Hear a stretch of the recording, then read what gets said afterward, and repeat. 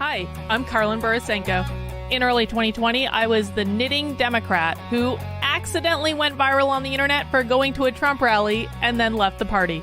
I became the conservative darling, was on all the shows, traveled around the country, and then realized that conservatives were no better than Democrats. If there's one thing that I've learned, it's that both political tribes are two sides of the same coin. But it wasn't all bad. On my journey, I became obsessed with understanding the woke ideology and the culture war. I broke the story of the city of Seattle doing segregated training with its employees. How bad has this stuff become? The city of Seattle has now put out, I'm not kidding you, this is according to Dr. Carolyn Borisenko, who's an organizational psychologist. The city of Seattle asked its white employees to voluntarily spend a day off in a training about their internalized racial superiority. I broke the story that led to the first ever federal lawsuit against critical race theory in the schools. I broke the Coke Be Less White story, one of the biggest anti-woke stories of all time. It got over 30 million views. Coca-Cola's corporate headquarters even had to change their outgoing voicemail. Throughout the past few days, you may have seen inaccurate reporting on the content of our recently launched diversity, equity, and inclusion training program. I exposed the schools in Burlington, Vermont for grooming middle school children live on the internet. They called me an unwoke cult leader for that. And the Vermont Human Rights Commission slandered me publicly as being a hate channel. I even got called a hero in Breitbart for exposing that the Washington Post was writing a hit piece on Christopher Rufo. I have broken story after story after story about what's going on in the public schools, from Cambridge, Massachusetts, to autistic sex education, to the Department of Education in Michigan, literally training teachers all over the state how to groom children. I wrote a book called Actively Unwoke, the ultimate guide for fighting back against the woke insanity in your life. I host a podcast all about fighting back, and I'm downloading all of my knowledge to you on my Substack, carlin.substack.com. The world is a crazy place. We are literally surrounded by cults on all sides. On this show, we're going to do a deep dive into all aspects of the culture war, and I will show you the dark, dystopian underbellies on both sides. Here are the commitments I'll make to you. I will always tell you the truth. I will always bring you receipts. And if you stick with me, I promise you will see the world differently. Welcome to the cult. Please mount that like button for me and subscribe if you feel so inclined.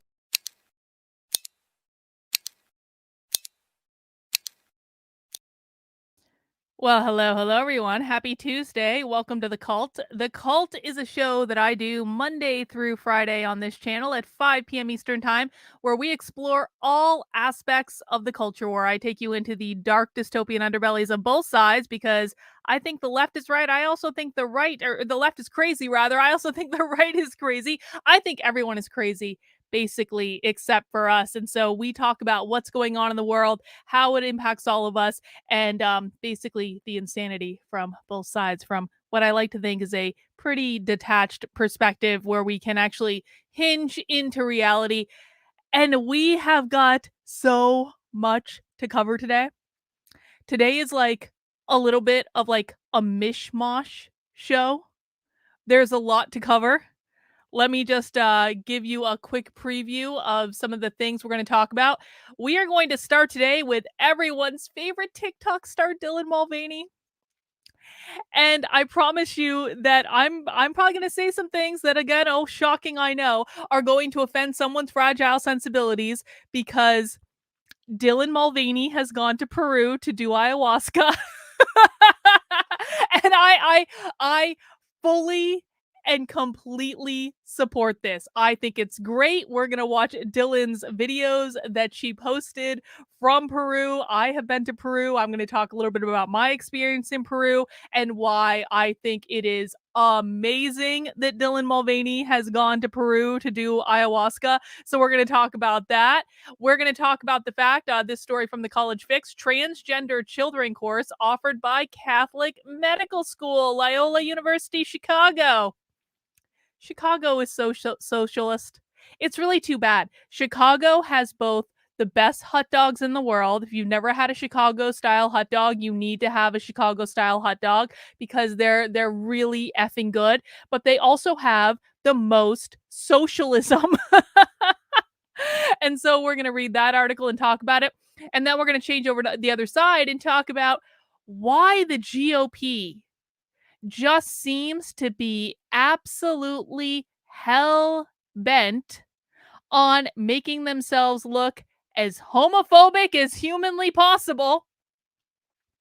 You know, we spent all day yesterday talking about Ron DeSantis making himself look like a raging homophobe and thus undercutting all of the work that the anti-woke movement is doing, because now none of us can defend his policies in Florida with a straight face, like with being intellectually honest about it. And it's not just Ron DeSantis that it's doing this. They're expanding. We've got a whole bunch of state attorney generals doing some pretty homophobic stuff, or stuff that will be painted as homophobic, and stuff, quite frankly, that I think is resoundingly unnecessary. We're going to talk about that. I'm going to work out some feelings. We're going to talk about by Vivek Ramaswamy is by far running one of the best presidential campaigns based entirely on this one video. If you guys did not see this video, shout out to Middle MAGA. He is a great Twitter supporter. I really appreciate his work, because he's like much more on like the right than I am. But like, you know, he does a really good job, and we were able to have like constructive dialogue. But he posted this video on Twitter yesterday. If you have not seen how Vivek Ramaswamy reacted when a leftist tried to disrupt one of his campaign events, you are going to be shocked. He is the adult in the room, and it was a beautiful thing to see. So we will watch that. We're going to talk about how Joe Biden pissed off the King of England. This is, you guys know I'm a little bit of like a royal nerd. I love all things royal. And so Joe Biden was in the United Kingdom yesterday visiting with the King of England, King Charles, at Windsor Castle. And well, Joe Biden acted like the dementia-ridden patient that he is. And so we're going to talk about how he broke royal protocol, and then it was effing beautiful. Okay, so like on my Instagram, basically, I've told this story before, but basically when I log into Instagram, Instagram is not work for me. Instagram is like knitting and royals, and that's it. Knitting and royals. And so when I log into Instagram, that's basically all I see, because I'm really trying to game the algorithm to keep one social media like platform to be like things that just make me happy. And so I logged into Instagram yesterday, and I saw this post from the royal family. Oh no, do I have to? Oh yeah. So I saw this post from the royal family talking about Prince or King. God damn it, I almost called Biden a king. President Biden's visit. God, that killed me to call him president. Anyway, if you go, we're going to look at some of the comments on this post, because the comments on this post are just you guys are gonna love it. You're gonna love it. So we got a full docket of stuff that we are going to cover today, guys. So you know, hunker down, grab a drink, grab a snack. Most importantly, please mount that like button for me.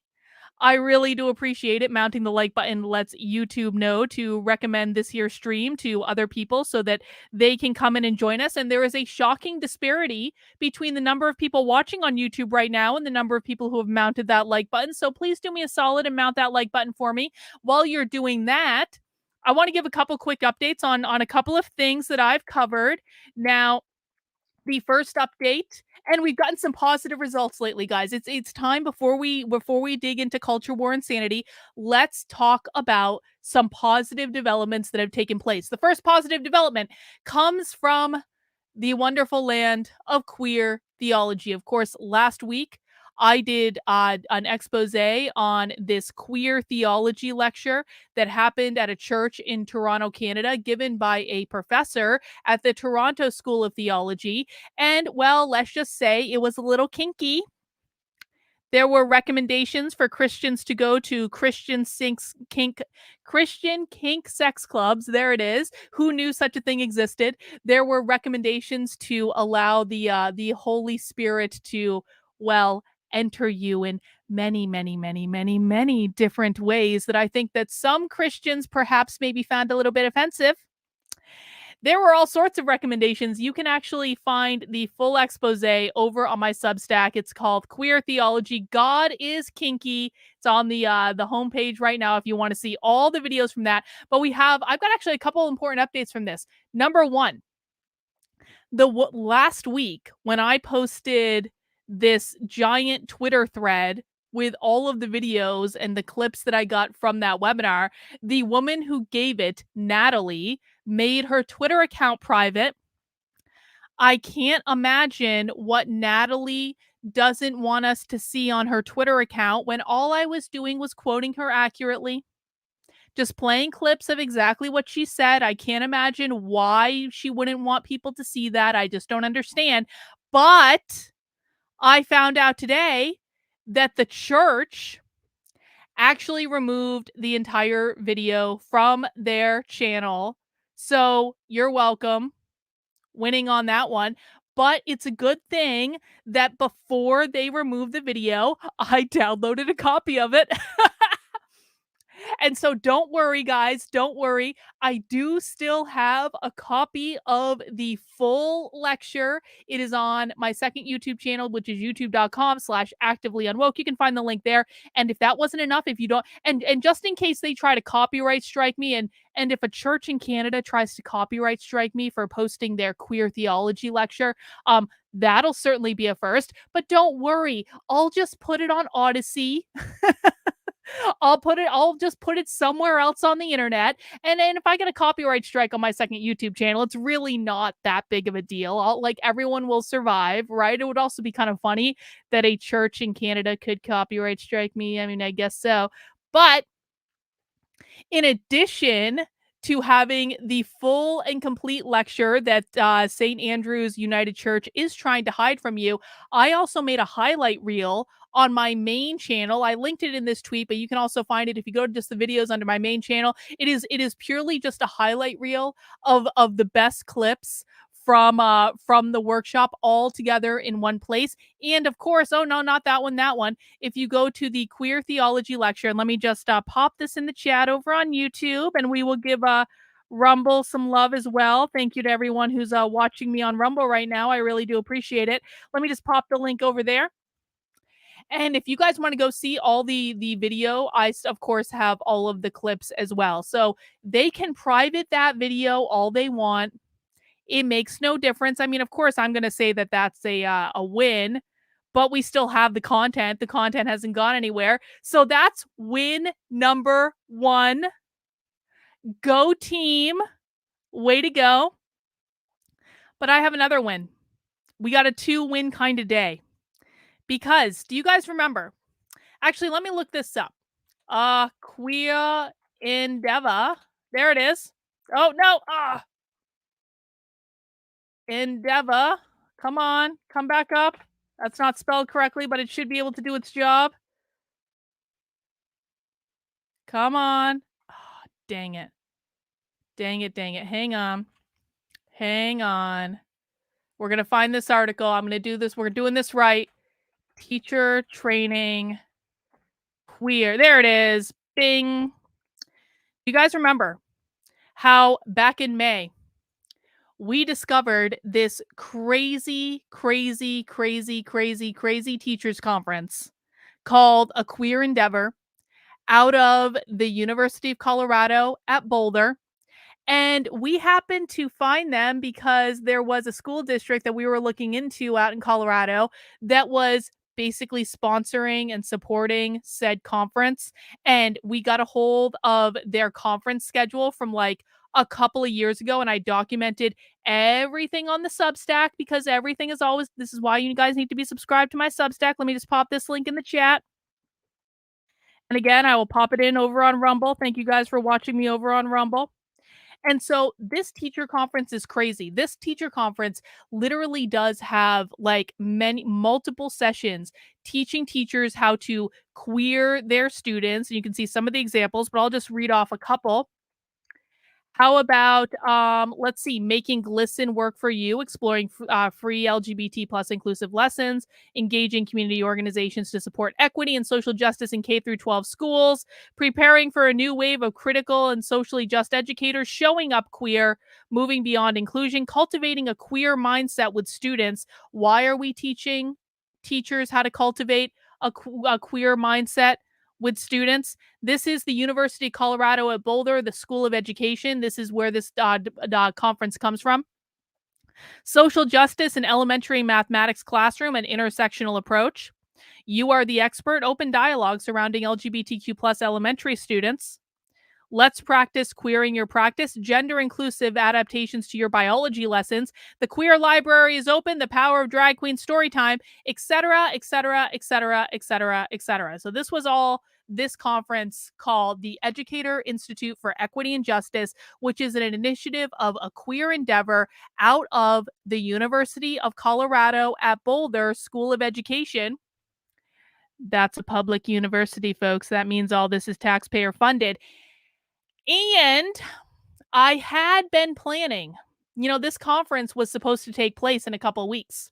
They were going to do a virtual option, they were going to do an in-person option.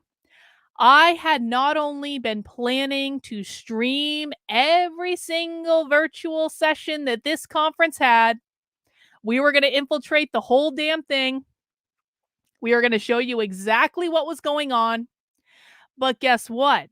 We were also going to send people in person. I was going to have boots on the ground at the conference in person. I was going to infiltrate this conference from like 19 effing different angles. And I'm just going to make the assumption that perhaps a queer endeavor may have, because sometimes I say things on the internet that I shouldn't, they may have gotten wind of this.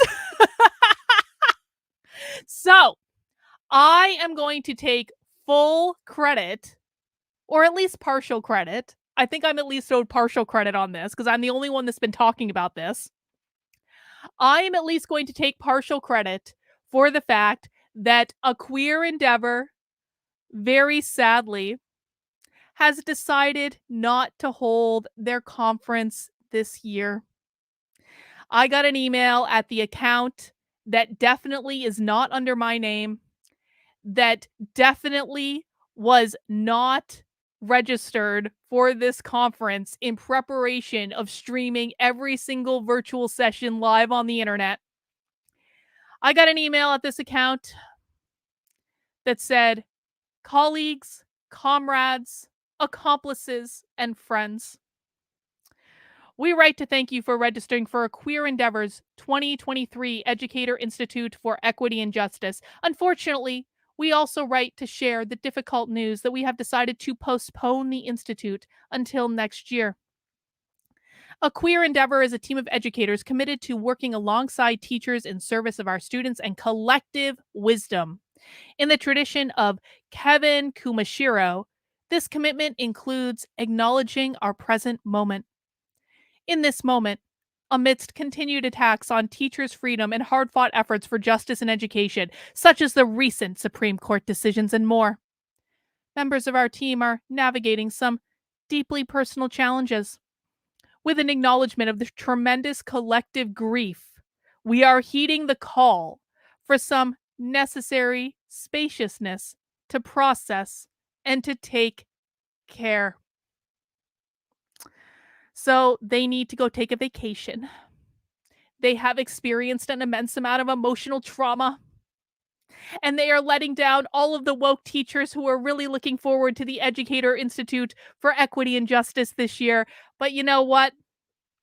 I've always said that when we're infiltrating events, sometimes I like to mouth off about what we're infiltrating if I know we've got them and there ain't no way that they're going to avoid me infiltrating their events. If I know for damn sure that they can try to find all the secret accounts and the accomplices that I have working with me, I will mouth off about these things and say, I'm infiltrating your event and there's not a damn thing you can do about it. I have to, I'm just a little disappointed that that they were so afraid of us seeing exactly what they were teaching that they decided to let down the teachers of Colorado and all the other woke teachers as well. But the thing of it is the reason that I sometimes mouth off about infiltrating events is I consider them canceling this event a victory. They can do one of two things. They can either when like if I'm announcing and like making a big stink about something, like people wonder like, Carlin, why do you give it away? Well, one of two things is going to happen. Number one, I'm either going to infiltrate their event and I'm going to show you exactly what they're teaching, or they are going to be so afraid of me infiltrating their event that they cancel it altogether. And for my money, them canceling the event or postponing it is just as good as us streaming it and broadcasting it on the internet. But don't you worry, A Queer Endeavor. Don't you worry. This isn't over. I have many, many, many, many, many contacts in Colorado. And when you try to do this again next year, we're going to be there. And when you try to stream it again next year, I'm going to infiltrate your asses from like 19 different accounts, and there ain't no way you're going to be able to kick out all of us. And when people show up at your conference in Colorado, they're not going to look like me. They're not going to look like people who are public on the internet. So don't worry, Queer Endeavor. We aren't going to forget about this. We're going to keep an eye on you, just like we keep an eye on Burlington, Vermont, just like we keep an eye on Cambridge, Massachusetts, just like we keep an eye on every single woke teaching organization that we come across, just to, keep up with what you're doing. And we'll meet again, A Queer Endeavor. We have crossed paths several times before. I have no doubt that we'll meet again.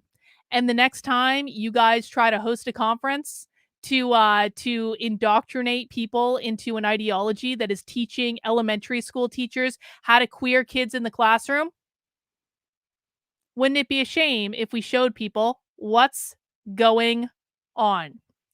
So, guys, that is the type of thing that you get when you support my work over on Carlin, KARLYN.substack.com. This is what the money gets invested into in either infiltrating these conferences or getting these assholes to cancel them altogether. I do post to my Substack almost every single day of the week, telling you what's going on in the world of the woke, breaking down the woke ideology into plain English. You can check out the Woke 101 series that I'm working on if you're new to all this, because I break down all of the things that you need to know that they don't tell you. Believe me, I got thrown into this space head first. They don't tell you so much. You have to figure it out on the way. So I'm breaking down all that for you. I report the woke news that you need to know, the important stuff, not the bullshit distractions. And we do lots of other stuff too. And Milo says it is a fucking bargain to support me. Well, I'm glad you feel that way, Mila.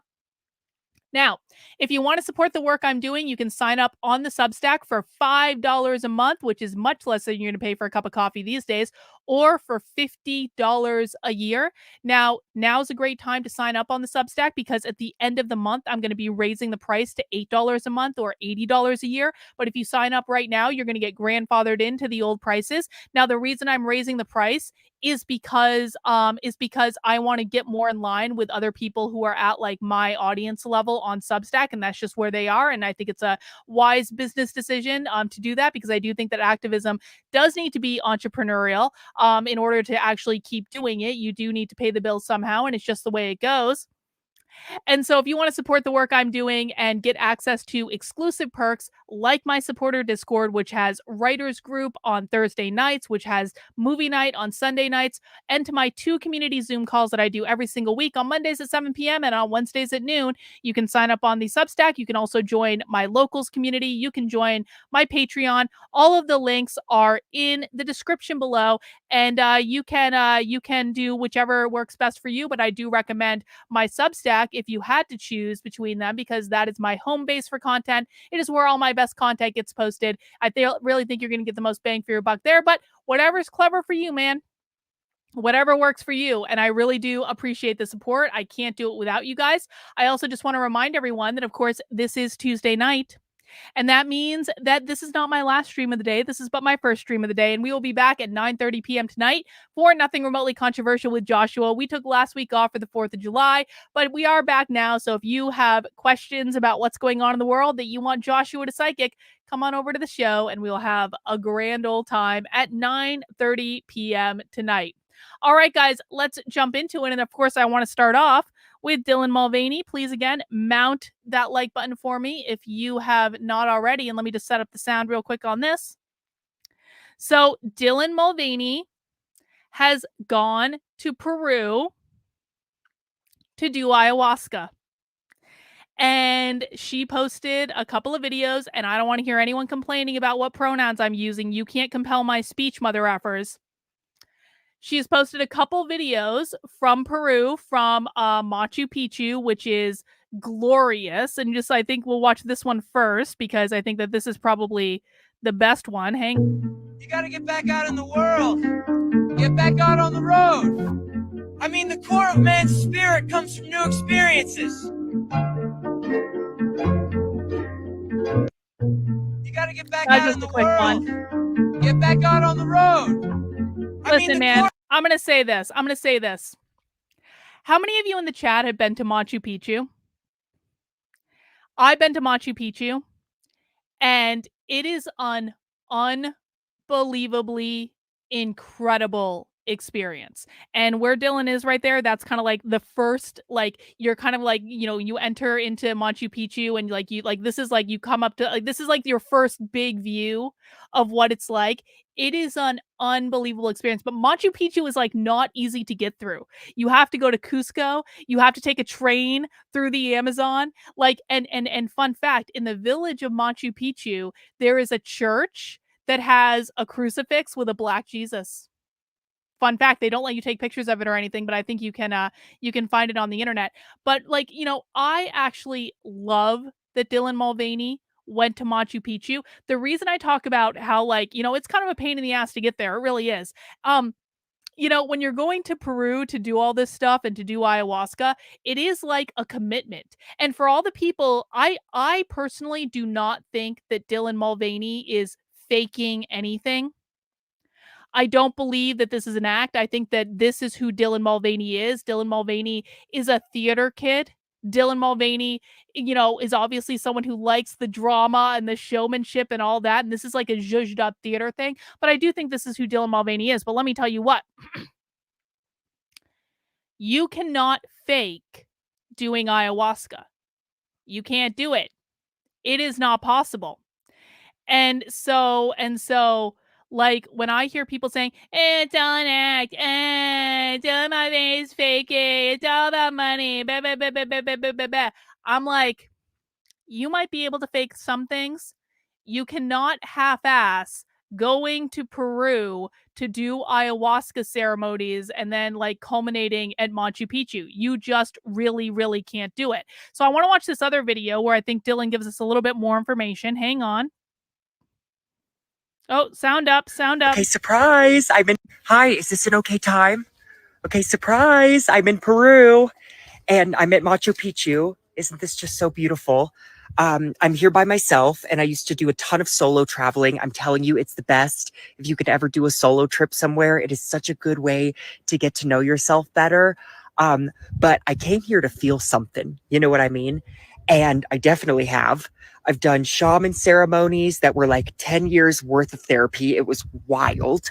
I've seen a lot of llamas and the people here are so kind. I feel very safe here. It's a little sad that I had to leave my country to feel safe, but that will get better eventually. And I am dying for some Trader Joe's rolled chili lime chips. But other than that, I am so content. Still haven't been kissed yet, but I'm holding out hope.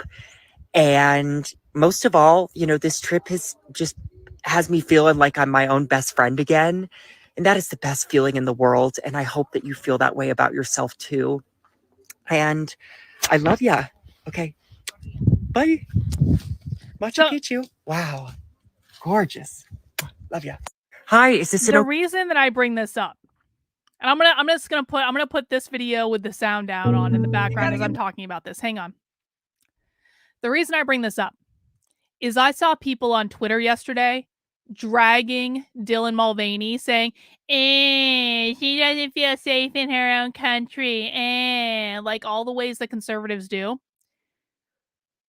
If you've never been to Peru, and especially like outside of like Lima, okay? Because Lima's like a city and the drivers are insane.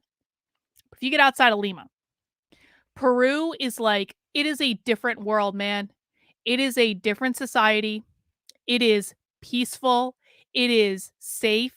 If you go into like the towns, they're just kids running around, like all sorts of like free range children. There's still community, like in ways that we don't have it in the United States. And I'll tell you what, when I went to Peru for 10 days right after the 2016 election. I did the ayahuasca thing. I did the shamanic ceremonies. I did San Pedro. I went to Machu Picchu. I did all the things. I didn't want to come back. It is, and I seriously thought when I was there, I was like, you know what? The people here are like onto something. It is an incredibly peaceful society. It is, and a lot of them, I mean, compared to the things that we have, a lot of the people that I met literally lived in houses that were like made out of like, we would consider them to be shacks. That's what they're living in. That's their everyday home. They don't have running water, but they are happy and they're at peace. And I was really like, you know what? Maybe there's something to this, man. Maybe there is something to it. And ayahuasca, which is what I'm going to assume that Dylan did. Okay. Dylan didn't flat out say that she did ayahuasca, but like the 10 years worth of therapy, that's ayahuasca. And you cannot fake that. You can't pretend with that. If you do ayahuasca, whether you have visions or you don't, because I've done ayahuasca many times in Peru and outside of Peru, sometimes you have crazy experiences and sometimes you just don't. And that's the way it goes. But whether or not you do or you don't, you will experience an immense amount of healing. And it's almost something that like you can't even control. Mama ayahuasca is going to do to you what Mama ayahuasca is going to do to you. And you will have a journey and you will understand things about yourself that you didn't understand before. I'm Peruvian. You were right about Cusco people. The rest of Peru can be very violent. We have a lot of, well, I mean, it's not perfect, that's for sure. But I didn't experience, when I was there, I didn't experience the violent parts of it. I experienced, I experienced being around families. I experienced, people, in like the village markets and things like that. I experienced like smaller communities. So I have no doubt that there are problems. I'm not going to say it's a perfect place because no place in the world is perfect, but it is very, very different than here. And I love that Dylan went to Peru to do ayahuasca and to go to Machu Picchu. I love it. I think it's great. I think that Dylan, can you seriously imagine being Dylan Mulvaney?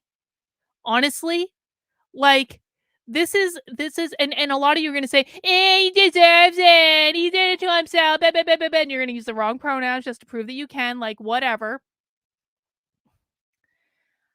I wouldn't trade the amount of money, like I would not want to be Dylan Mulvaney for all the money that Dylan Mulvaney has in her bank account. The amount of constant bullshit that Dylan Mulvaney has to put up with, the amount of reeing and crying and complaining, when I'm sorry, but Dylan Mulvaney is not actually that extremist when you watch the damn videos. Dylan Mulvaney has been turned into an easy target by the right. And I just think it's too bad because, and I've written about this before, if you actually listen to the content of what Dylan Mulvaney talks about, Dylan Mulvaney was not saying extremist things until, and I predicted this, I was like, the right is going to radicalize Dylan Mulvaney. Dylan Mulvaney was not radicalized until Dylan Mulvaney was dragged across the goddamn internet every day by the conservative right. Dylan Mulvaney used to make videos flat out telling kids, don't rush into being trans. Enjoy being a kid. You don't need to rush. These were the messages that these kids should have gotten. And they were getting them from someone they were listening to. And worse yet, they were getting it from someone on the left. So why the right picked this person to attack and vilify and make an example of, I have no idea. But I love that Dylan Mulvaney got the F out of the United States, went to one of the most peaceful places in the world, did one of the most intense spiritual ceremonies that anyone can do. I truly hope that Dylan learned a lot about themselves in that ceremony. And you know, it'll be interesting to see what happens from it and if anything changes. I mean, sometimes with ayahuasca, you have really profound changes. Sometimes with ayahuasca, there are more subtle changes. I mean, I told this story recently, but when I went to Peru, and when I came back from Peru, my husband didn't go with me. I went by myself because, and I asked him, I asked him before I went, I was like, do you mind if I go to Peru to do ayahuasca on a mountaintop with strangers for 10 days? And he was like, Carlin, I would never do it, but you should do it. You should absolutely do it. And then he taught me everything he knew about ayahuasca, and he actually knew more than I did. And I thought it was great. But when I came back from that trip, first off, what happened for me is that my intuition blew open in Peru. And so, but I didn't know it until I got to the airport. And the reason I didn't know it, because I wasn't around that many people actually in Peru, right? And so when I got to the airport, basically I could feel like everything. I had never felt anything like this before in my life. And people who don't understand this won't understand it, but people who will. My intuition had blown open, and so I could all of a sudden feel everything. And I was stuck in the Hartfield-Jackson Airport in Atlanta for 12 hours, basically curled up in the fetal position in the corner of one of the Delta lounges because it was so much like sensory overload from my intuition blowing wide open in the effing airport that it was like overwhelming. But when I came home, and my husband has reiterated this over years, he's like, Carlin, you were a completely different person when you came home. Completely different. And I let go of so much anger. I let go of a lot of stuff when I went to Peru. And then as I kept doing ayahuasca, my experiences with it kept deepening and deepening and deepening. And I would recommend it for everyone. I love that Dylan Mulvaney's doing this because he's going to see, I'm doing I say he because conservatives say he around me all the time. I really don't mean to do it. Conservatives. Dylan Mulvaney is introducing this idea to people who may not have found it yet. And I truly believe that if more people in the world did ayahuasca, the world would be a better place. So I definitely recommend it for everyone. I will say that if you're going to do ayahuasca, make sure you go, especially if you're going to go to Peru, make sure you go with an experienced shaman. Make sure you go with an experienced guide. Don't just go to Peru by yourself and buy ayahuasca in like the marketplace in Cusco. That's a horrible, horrible, horrible, horrible idea. First off, you need a shaman when you're doing ayahuasca. Don't listen to anyone who tells you you don't need a shaman. Autumn. You need a shaman because the shaman is going to help you. The shaman's going to guide you. The shaman is going to look after you during the ceremony. You want someone that has experience guiding people. You want someone who like there are different brews of ayahuasca, and some are more potent than others.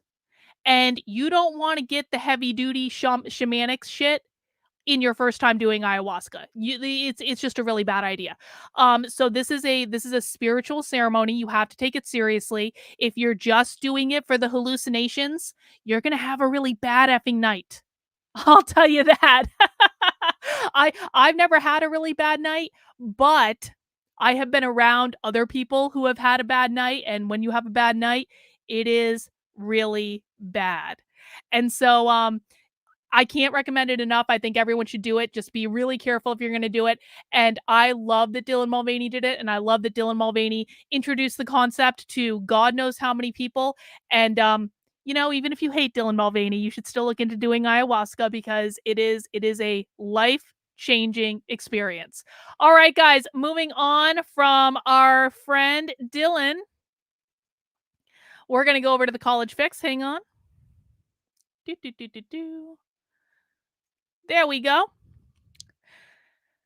Speaking of transgender children course offered by Catholic Medical School. The course includes education on transgender children and adolescent care. Oh, the Catholics. The Catholics always got to be ruining things. Medical students at Loyola University of Chicago, a Catholic school, can learn how to treat transgender children as a part of a family medicine course. LGBTQ health plus health will teach students the evidence-based treatment of LGBTQ plus patients in medicine. The topics may include, but are not limited to, health disparities, mental health, initiation and maintenance of PrEP, initiation and maintenance of hormones for transgender patients. I'm going to assume, is this like some sort of puberty blocker thing? Transgender and children and adolescent healthcare, and gender confirmation surgery, according to the course description. It will be offered twice in the upcoming 23-24 school year. The idea that someone can change their gender is at odds with the teaching of the Catholic Church, which teaches that there are only two sexes. Well, that's not entirely true then, because if the Catholic Church is saying there are two sexes, you can still change from men to women or woman to men. And as a reminder, I don't care if you're trans. I have nothing against trans people. Live your best life. Makes no difference to me. I just don't think kids should be medicalized. I think it's a bad idea. And I think it's especially bad idea when they're teaching it in medical school. But, you know, this is the world we live in. Pope Francis, who traditionally is a pretty effing progressive pope, has called gender ideology one of the most dangerous ideological colonizations. The Catechism of the Catholic Church, as well as papal, I don't know what that word is, from Pope Francis' Catholic word, reinforce the teaching of the immutability of sex.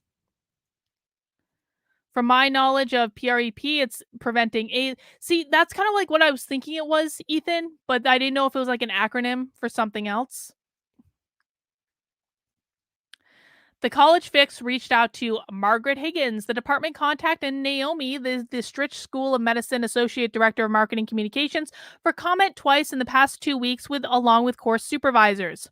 No one responded. I can't imagine why. The Fix asked for information and an explanation on the process and the creation of the course as the motives it prompted at the Catholic University. The Fix asked if it had any setbacks by the administration or students in the creation of the course due to the Catholic Church's teaching on gender.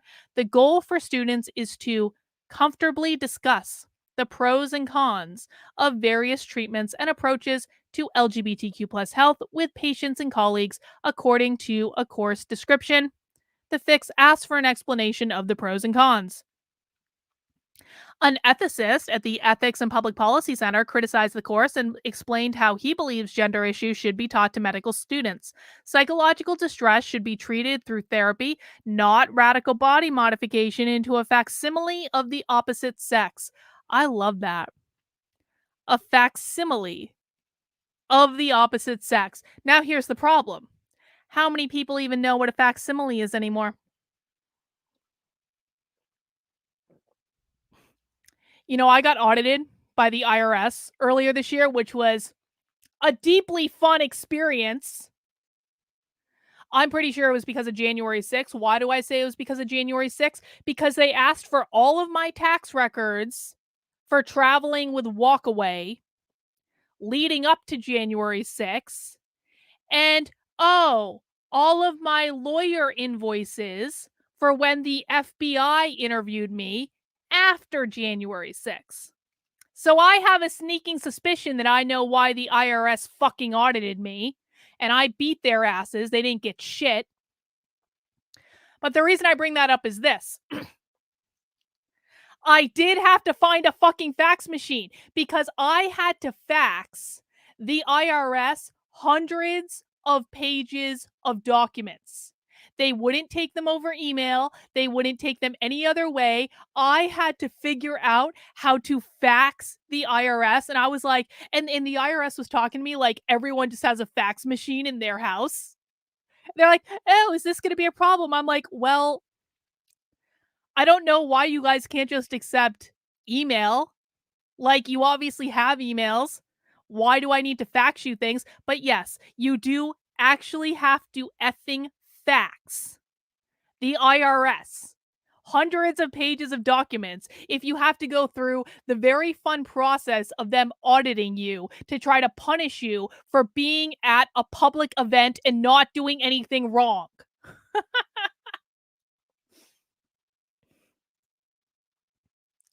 Anyway, chemical and surgical transition procedures have had many side effects and a high rate of often serious complications.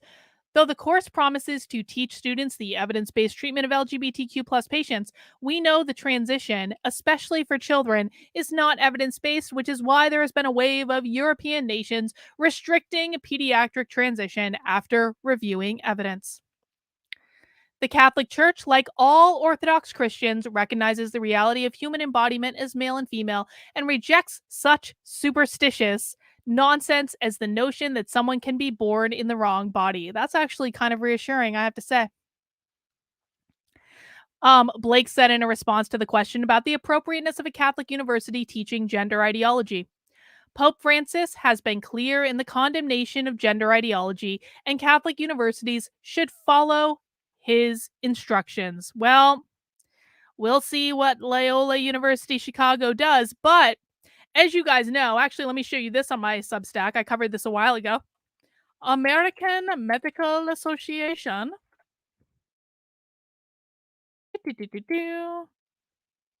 Oh, maybe it won't come up. There it is. There it is. I did do a podcast on my Actively Unwoke podcast a while ago. You can pop the link. I'm popping the link in the chat right now. This is a free podcast that I do that I haven't updated in a while, but I probably need to record a new episode. I've just been doing lots of stuff. Anyway, this is an episode about how the American Medical Association is now requiring all this bullshit as not only a part of the medical of your medical education if you're going to be at a credentialed medical college, they're also requiring it of the faculty who are teaching at medical colleges. So the AMA is quickly growing very, very, very woke. Nothing at all could go wrong with this when the world of medicine goes completely woke, but you can find out more about that in that podcast. Moving on, let's take aim at the other side. I was just looking in the chat real quick. So, of course, guys, I have issues with both sides of the aisle. I think both sides are stupid. I think both sides are crazy. And I have to say that, just because the left is pushing gender ideology, let me rephrase. It kind of seems as though the left pushing gender ideology, which is a real problem, okay? Radical gender ideology in schools is a real ass problem. But it kind of seems to me like the conservative right is using this as an opportunity in order to embrace their most homophobic selves. And I'm not saying that all conservatives are homophobic. I'm not saying that. However, your leaders and your influencers are doing a lot of homophobic shit. For instance, Ron DeSantis, and we covered this on the show yesterday, is releasing ads and sending out attack postcards against Donald Trump in Iowa for just being too friendly to the gays. Ron DeSantis is actually positioning himself as the most homophobic GOP candidate. I'm sure Mike Pence will be swooping in there soon to try to displace him because God knows Mike Pence isn't going to allow anyone to be more homophobic than him. But they're not the only ones doing shit that is homophobic. Now listen, I'm not a fan of Target. Well, no, that's not true. I'm still going to shop at Target. I don't care who knows it. I don't care how you guys feel about it. In regards to the tucking bathing suits at Target, I mean, I don't think that's a good idea. In regards to the fact that I walked into Target right before PorcFest, and I saw a purse or a bag of some sort in the Pride section of Target that was overtly attacking the biological family, which, to be quite frank, is far more concerning to me than a tucking bathing suit. I posted a picture on Twitter somewhere. I don't like that stuff. And I think that if you don't like that stuff, you should boycott Target. Stop shopping there. Like I said, I'm not going to stop shopping there because I don't actually shop there that much. And every once in a while, I just need to for something. It's just the way it goes. It's what's close to me. Okay, like deal with it. But I don't actually shop there that much. I mean, we're talking about maybe a couple times a year. Okay. But if you're like a Target regular and you really have an issue with the Pride section, you should stop effing shopping at Target. Go to Walmart. Go to do Kmart's even still exist? I have no idea. Go somewhere else. All right? I have no problem with people personally boycotting companies that they might disagree with. However,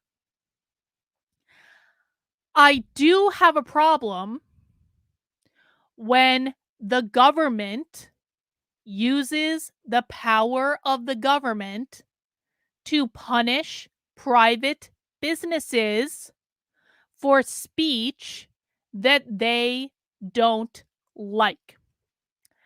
I have a personal problem with that. And it is not about the content of the speech at all. It is about the government punishing a private business for that private business doing something the government doesn't like. Because guess what, guys? If the government can punish businesses that you don't like, that means your enemies in the government can also punish businesses you do like, or dare I say, maybe even your own business. Anything that you use to weaponize the government against your enemies will be turned around to be used against you. And I also think that perception matters. And the GOP and Republicans, because of the Christian moral majority bullshit that is just springing up everywhere, they're starting to give people the impression that, well, they don't really like gay people that much. I think that's a problem. All right. Let's read this from Judd Legume, who is a raging progressive, but he also does actually really good coverage. So let's read what he had to say. Last week, 7 GOP state attorney generals sent a letter to Target warning them that selling LGBTQ-themed merch to families and young children may be illegal. The letter alleges that selling LGBT-themed onesies, bibs, overalls, and t-shirts could violate child protection laws. You're going to tell me that selling a t-shirt at Target is child abuse, GOP? Really? Really? That's where we're going now? We're going to take the position that everything gay is child abuse? Seems a little homophobic, bro. Dear Mr. Cornell, as Attorney Generals committed to enforcing our state's child protection and parental rights laws and our state's economic interests as Target shareholders, we are concerned by recent events involving the company's Pride campaign. Our concerns entail the company's promotion and sale of potentially harmful products to minors, related potential interference with parental authority in the matters of sex and gender identity, and possible violation of fiduciary responsibilities by the company's board of directors and officers. Well, you're going to tell me that Target selling a t-shirt that you don't like is interference with parental authority? Really? Really? Do we have nothing better to do? The letter alleges that the items for sale at Target could constitute sale or distribution of obscene matter. The actual LGBTQ themed merchandise sold by Target in kids' sizes, however, is patently not obscene. The letter states laws to protect children, including laws requiring material harmful to minors to be removed from school libraries, prohibiting gender transition on minors, and banning a use of a minor's preferred pronoun. Of course, none of these laws have anything to do with Target. Guys, no one is forcing anyone to shop at Target. No one is compelling anyone's children to go to Target. And if your children do end up in a Target without parental supervision, I'm going to assume that you had no obligation as their parent to give them money or your credit card. So, what is the problem? If you don't want your kids influenced by the stripy shirt in the Pride section at Target, don't go to Target. This is not a parental rights issue. The letter claims that Target sold girls' swimsuits with tuck-friendly construction and extra crotch coverage for male genitalia. This is false. Those swimsuits were only offered in adult sizes. Well, Judd is obfuscating a little bit. The swimsuits did exist. He is saying that they were not sold to children. They were sold to adults, which, I mean, is an important distinction if we're honest about it. Well, Jen, you are correct that 40% of students, and it's not just at Brown, it's in K through 12 schools around the country, and identify as LGBTQ more than 10 years ago. Pushing pride in schools is doing this. But you said the magic word, Jen. It's pushing pride in schools. There is a big difference between public schools and private businesses. And I don't want this shit pushed at all in public schools. I can wrap my head around, like, if you're going to teach about relationships, teach that some people are in relationships, men and women, some people men and men, some people women and women, some people women and they, like, whatever. I can wrap my head around that. What I don't want in schools is like radical gender ideology with the GSA clubs that are teaching kids how to be good queer activists before they graduate from high school. That is a completely different thing. The problem is, though, is that kids are compelled to go to public schools. No one is compelled to go to Target. So it's taking something that started in a good place of like following what's going on at the schools, and it's applying it to something in which not only does it not apply to Target, but it is absolutely something that will be used against you. Just wait until Joe Biden gets reelected again in 2024, as I absolutely think he will.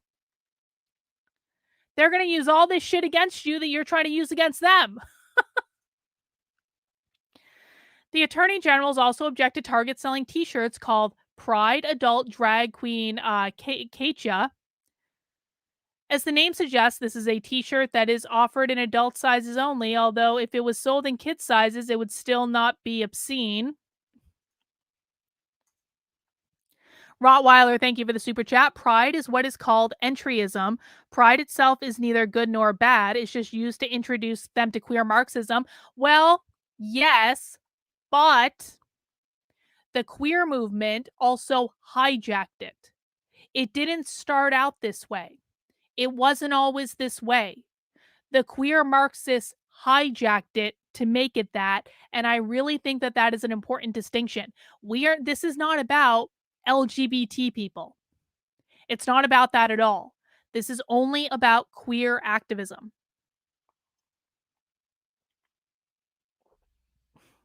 But I do appreciate the super chat as always, Rottweiler. Thank you. Although off topic, the letter accuses Target of products with anti-Christian designs, such as pentagrammed horn skulls and other satanic products. Oh, so now we're pushing, just when you were about to argue that this wasn't a Christian moral majority bullshit initiative. Just that, like, that pride stuff is really bad, but do you know what's even worse than that? You sell a pentagram, Target. Are you kidding me? State attorney generals are actually wasting their time slapping Target on the wrist for selling a GD pentagram.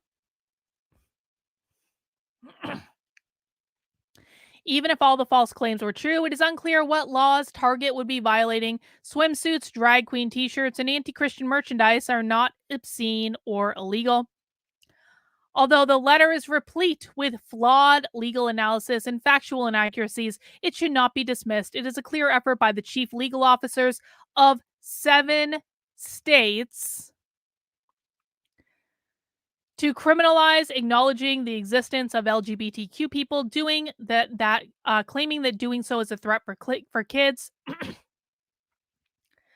The letter from the attorney generals to Target is part of the Republican crusade against woke corporations. Yes, it is, etc., etc., etc., etc. So, Liz P., Chris Rufo has an article about what KB is saying right now. Oh, does he really? I'll have to look at that.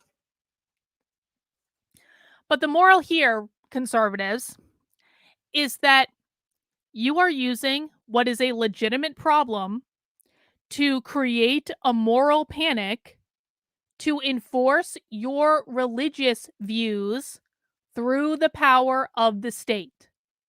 Can you please cut that shit out? Just stop. Because there are real problems in the world. Real grooming does exist. There are real problems with what's going on in the schools. Okay? We cannot fix the real problems when you are constantly distracting and deflecting as a way to advance your moral majority Christian conservative crusade. Most of us don't care if Target sells pride merchandise. Do you know what the best solution to this whole problem is? Don't effing buy it. That's it. Don't shop at Target. Don't buy the pride stuff. But to really say that Target is endangering children by selling t-shirts you don't like, bro, you make all of us look stupid when you do this. Please cut it out. Moving on, I want to talk about something good that happened. Got to set up the sound. Vivek Ramaswamy is the only Republican candidate for president who gets it. He really is. I just want to watch this video of what happened at one of Vivek's events recently, and I want you just to see how this should be handled. Gender transition today. We're done teaching our troops. Protect our women. Amen. Protect our Amen. And I believe that you know what? The number of rapes that are actually reported in the U.S.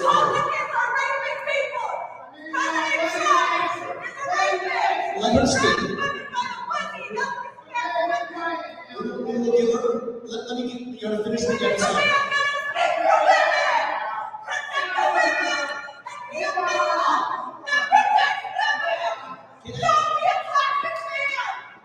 Can I just say one thing? I want to give her a chance to speak. You want to come back here? You can say something to me. It's okay. Come back. Come on back. It's okay.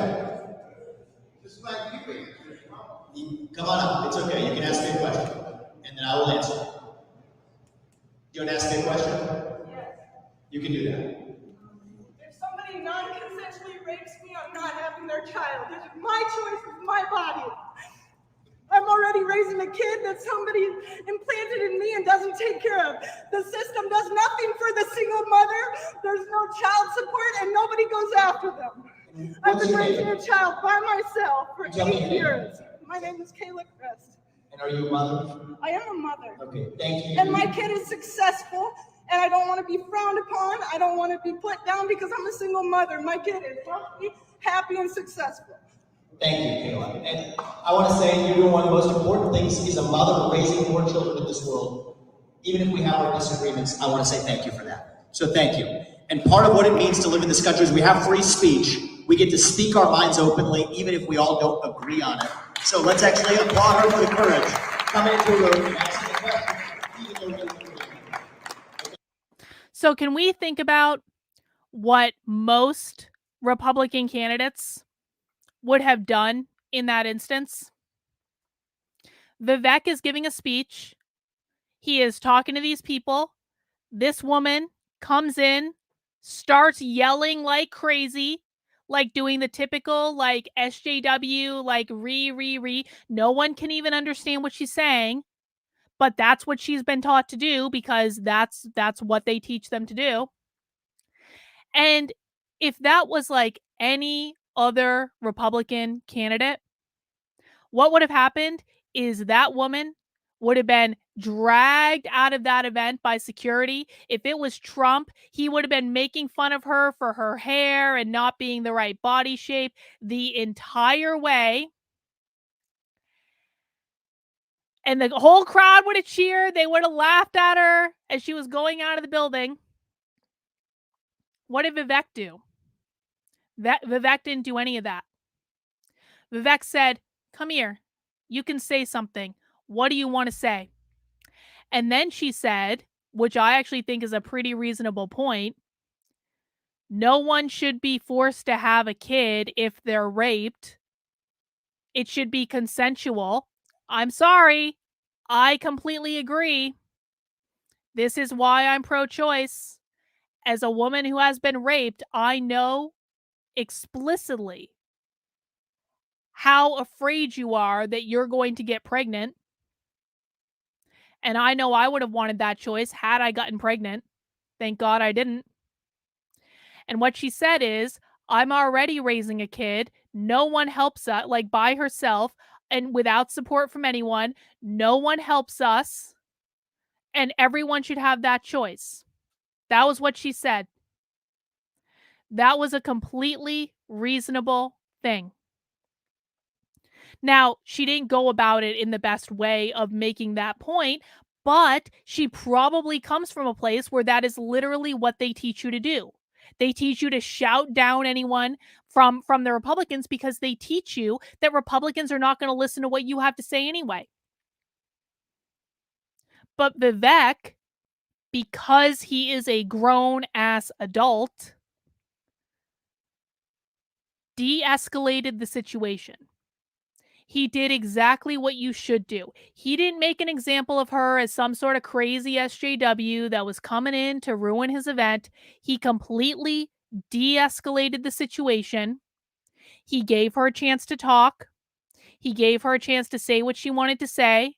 He got the entire room to applaud her for her bravery in speaking up. And he said, the most important thing is that you're a mother.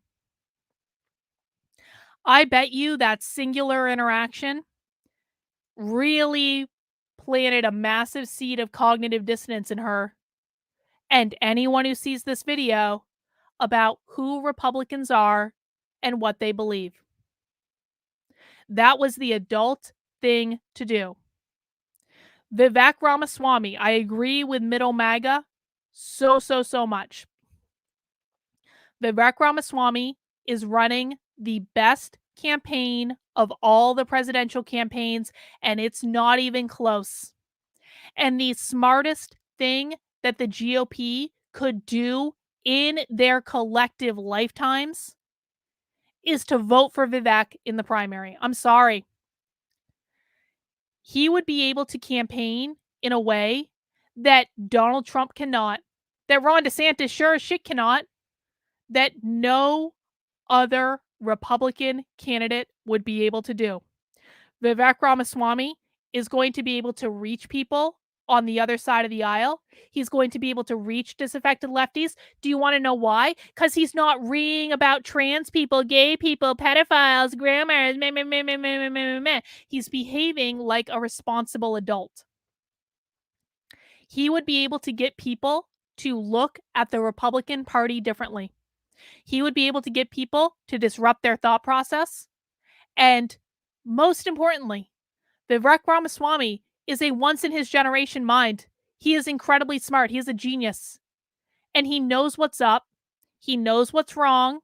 He has lots of ideas about how to fix it. He knows explicitly what the problem is. He takes in information from other people. I don't agree with all of his positions by a long shot, but I absolutely trust Vivek to do to do his very best to do the right thing. I really do. I think he would make more good calls than bad calls. Everyone's going to make a bad call every now and again. That's called being a human being. But I think he would make far more good calls than bad calls. I think he would be better than Trump every single day of the week. And I actually think he would get elected. I don't think Trump's going to get elected in 2024, guys. I could be wrong, but I don't think he's going to. I sure as shit don't think Ron DeSantis is going to get elected in 2024. I really do believe that Vivek Ramaswamy is the only electable candidate that the GOP has, which of course is why they won't vote for him. But I do think he'll probably end up coming in second in the primary. Maybe Trump will be smart enough to choose him as a VP. Who knows? But if the GOP was smart, they would vote for Vivek and never look back and say, you know what? All of you crazy clown car candidates, no. This is the real outsider right here. We had Trump. We gave it a try. Trump has some positives. He also has a lot of negatives. Vivek is the real outsider candidate this time. He is the only one that's electable. He's the only one that's the adult in the room. And I think the GOP is crazy if they don't support him. All right, guys, got a couple more things that I want to look at. Oh, gosh. Oh, we have to look at this. We have to. Hang on. So Joe Biden visited the United Kingdom. Let's look at this summary from at Sprinter Team on Twitter. Biden violated protocol several times, which pissed off Charles III. During a meeting with the U.S. President Joe Biden at Windsor Palace, Charles III lost patience and scolded the guard, writes the Daily Mail. The head of the United States stopped and began to convince the guardsmen that he had nothing against Britain. The king at this time was waiting and then spread his arms to say, "Stop talking."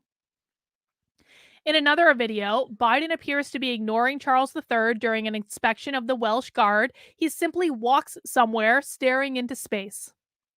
Either Biden is intentionally disrespecting our king because he's an Irish nationalist, or he has Alzheimer's and has no idea what's going on, the social media user wrote. During the greeting, Biden broke protocol by grabbing Charles III by the arm and hugging him behind his back. The network suggested he used the king as a guide. The President of the United States was in London for only 24 hours, which raises questions. Let's take a look at some video. Hang on, I'll make this bigger. Boop.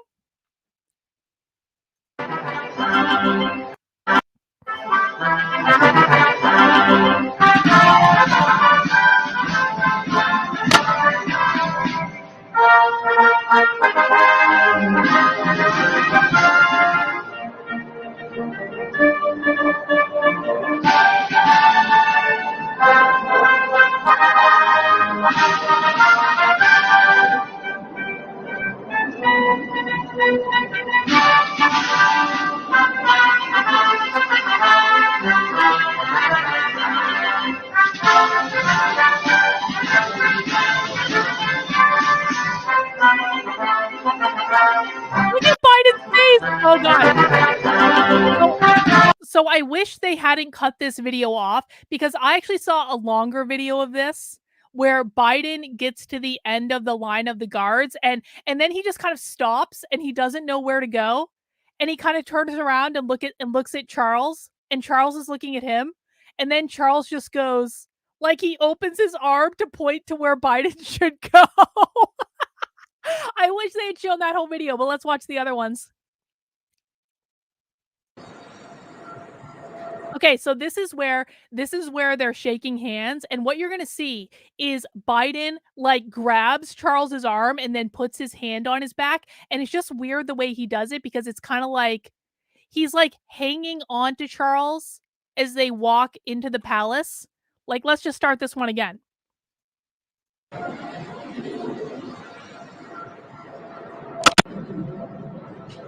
Look, that's weird. That's weird. Why is Biden hanging on to the king?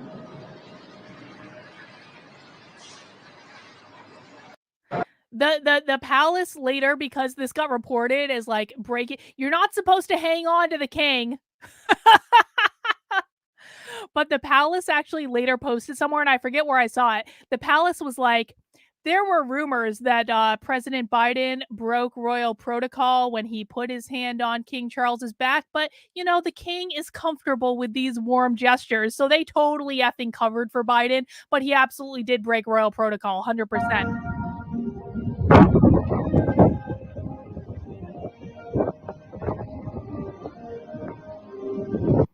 Oh, that was where Charles like put his arm out. He's like, come this way. Let's go. Charles is like dressing down the guard, essentially. Anyway, so I just thought this was funny, but I was on the Instagram last night, as I told you guys. I was on the Instagram and I was looking at, oh, you guys can't see what I see. Hang on, let me show. I was on the Instagram looking at my royal stuff. Let's just go to the royal family's Instagram page. And you can see there's all sorts of stuff. There's Charles with Biden again and da-da-da-da-da. They got all sorts of stuff with him, but I was looking at this post right here. And I just decided to, well, scroll through some of the comments. And let me show you some of the comments that I found because I posted them on my Twitter. But we can scroll through some more. And this was like, I mean, this is 4 screenshots, but you can scroll like almost every single comment was like this. Maybe we'll look at a couple.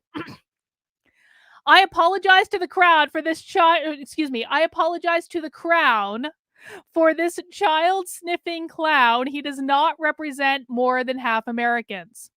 Where's the video of him wandering aimlessly and Charles having to correct course? We don't want him back. Does His Majesty need a new butler?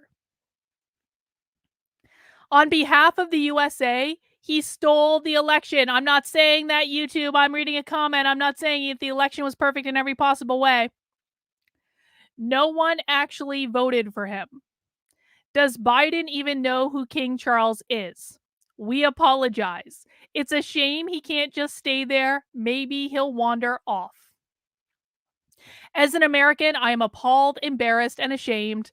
I'm shocked POTUS was even able to wander in the correct direction. Did he put his hand on his heart for the correct national anthem? Does he know he's there? Long live the king. I'm sorry you had to put up with him. He's made our country a laughingstock to the world. He looked so out of it as usual. Someone better keep him on a leash. He's known to wander off. Can you just keep him there? I can't believe he is able to visit the UK. He doesn't deserve this fancy trip. We didn't vote for him. No way. And it just keeps going. Like all of the people of the United States would like to formally invoke the tag you're it and take backsies policy. Sorry, that's the rule. You can keep him. Please feel free to extend his stay. I apologize on behalf of the United States. Biden embarrassment. Please keep him. This is like every effing comment on the royal family Instagram. Please do not judge the rest of Americans on the mental incompetence of this guy. At this point, it is elder abuse the way his handlers parade him around. If it were anyone else, social media would slap exploiting the elderly flag on our accounts and have banned us. It just keeps going. There are thousands of these comments on the royal family Instagram right now. And I just had to share that with all of you because, it combines my two favorite things, royalty and buffoonery. Okay. All right, guys, I think that's actually all we have for today. I do just want to give a heads up. There was some breaking news that I'm going to be covering on the Substack. This is actually a big effing deal. So, the head of the American Library Association is a professed Marxist, not a covert Marxist, a professed Marxist. And this has caused a lot of upheaval and stuff because people are complaining that the head of the American Library Association is a legitimate Marxist. Well, the state of Montana has decided to give the middle finger to the American Library Association over this issue. And this has been covered just expertly by Dan Kleiman. And I'm hoping to get Dan on the channel. He's already agreed. We just have to schedule a date. Dan has been covering this from the beginning. He has been kind of leading the charge in Montana over the Montana State Library Commission departing from the American Library Association. And just today, hours ago, the Montana State Library Commission sent this letter to the American Library Association. We immediately withdraw from the ALA and discontinue any further payments except for existing contracts to it or its subsidiaries. The body of the letter to the ALA is as follows. Dear Executive Board and officers, the purpose of this letter is to announce that the Montana State Library Commission immediate separation from the American Library Association. Our oath of office and resulting duty to the Constitution forbids association with an organization led by a Marxist. So I'm working on some coverage for that for the Substack right now. If you want to be notified when that Substack is, when that information is available, head over to Carlyn, KARLYN.substack.com and sign up. I will show you who the head of the American Library Association is. Spoiler alert, she's speaking at the Socialism Conference in Chicago, which is one of the reasons Dan Kleiman actually started following this, which I think is actually pretty great. And so I'll be giving you coverage of that over on the Substack, along with lots and lots and lots of other stuff. Again, if you want to support the work I'm doing, you can always sign up for the Substack for free, and there is lots of free information available. But if you do want to support my work and keep me in business, because I am completely 100% funded by you, you can sign up for $5 a month or for $50 a year. The link is pinned to the top of the chat on YouTube. You can also find the link in the description below. Supporting my work allows me to free up my time to be able to devote to research and explaining things like all the things I do on the Substack with the Woke 101 series, exposing things like queer theology, getting organizations to cancel their events under threat of, if you don't cancel your event, I'm going to stream it, mother effers.